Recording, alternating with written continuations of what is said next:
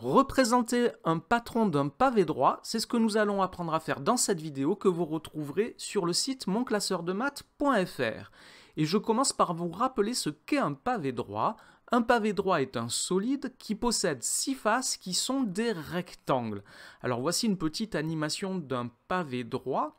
Et ce que je vais faire, c'est que je vais déplier ce pavé droit, car ce que nous voulons, c'est son patron. Et je vous rappelle que le patron d'un solide est une figure géométrique plane, c'est-à-dire qu'on peut la représenter par exemple sur une feuille de papier, qui permet de reconstituer ce solide après pliage. C'est ce que je suis en train de faire sur l'animation. Et donc le patron doit représenter toutes les faces du solide. Ici, un patron d'un pavé droit doit donc représenter les 6 rectangles qui sont les 6 faces du pavé droit. Et ce qui va nous intéresser dans cette vidéo, c'est de se demander quelles sont les dimensions que nous devons donner à ces rectangles en fonction des dimensions du pavé droit. Alors, nous allons regarder de plus près le pavé droit et sa représentation en perspective. Je vous rappelle qu'un pavé droit possède 3 dimensions, que l'on peut nommer sa longueur, sa largeur et sa hauteur, par exemple.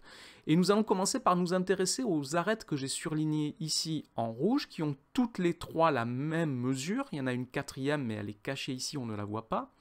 Et je vois que ces arêtes sont des arêtes communes aux faces qui sont bleues et mauves sur le solide. Alors sur le patron, je les retrouve assez facilement. Ça correspond aux côtés des rectangles que j'ai surlignés ici en rouge également. Donc ce sont les côtés qui sont communs aux rectangles mauve et rectangles bleus.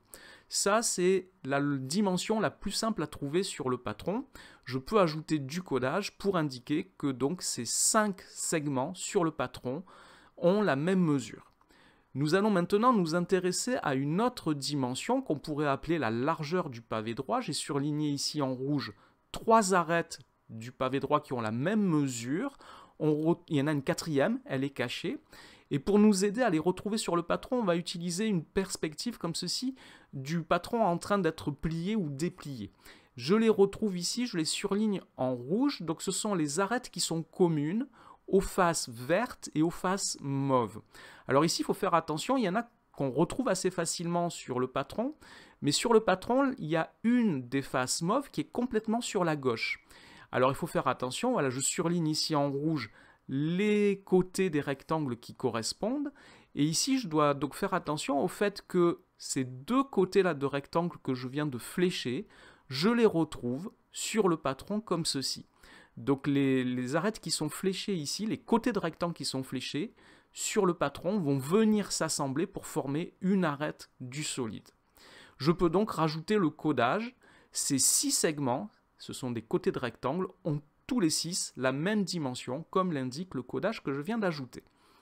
Nous allons maintenant nous intéresser à la 3e dimension du pavé droit.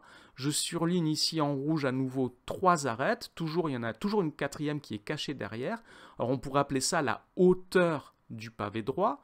Je peux les surligner aussi sur la perspective où le patron est en train d'être plié ou déplié, ce qui me permet de les retrouver comme ceci sur le patron.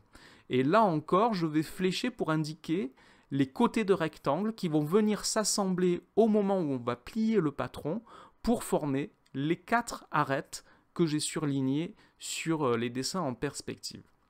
Voilà pour comment obtenir les dimensions d'un patron. Ici, donc il faut faire attention, il faut se rappeler de ce codage, il faut être capable de retrouver quelles sont les dimensions qui se correspondent sur un patron. Alors ça, c'est un patron. Je vous ai dit tout à l'heure qu'il y a plusieurs patrons possibles pour un même pavé droit. Il y a 54 patrons différents pour un pavé droit dont les 3 dimensions sont différentes. Par exemple, si je prends un cube c'est un pavé droit qui a ces 3 dimensions qui sont égales. Il n'y a que 11 patrons pour un cube.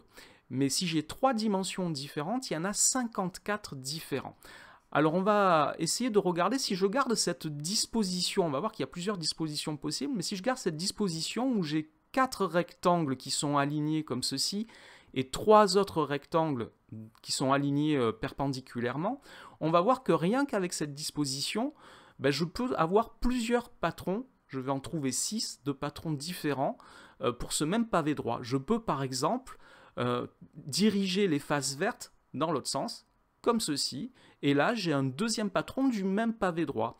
Mais je peux réorganiser les rectangles, comme ceci, et j'ai toujours un nouveau patron, toujours pour le même pavé droit, mais toujours avec la même disposition des rectangles.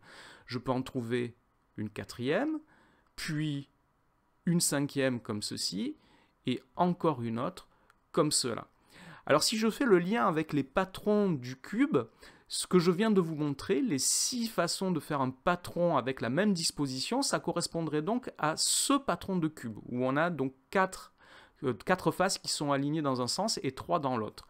Mais il existe 10 autres patrons de cube qui nous donnent des dispositions possibles pour les rectangles qui correspondent aux faces du pavé droit. Mais comme on a 3 dimensions différentes, chacune de ces dispositions possibles nous donne plusieurs patrons à chaque fois, ce qui fait qu'on arrive à 54 patrons différents pour un pavé droit. Donc c'est important d'être capable de retrouver quelle arête vient s'assembler avec quelle autre arête pour être capable de donner les bonnes dimensions. Voilà ce qu'il faut savoir sur les patrons des pavés droits. Cette vidéo est maintenant terminée. Merci de l'avoir regardée. N'oubliez pas de lui donner un j'aime et de vous abonner à la chaîne. Au revoir.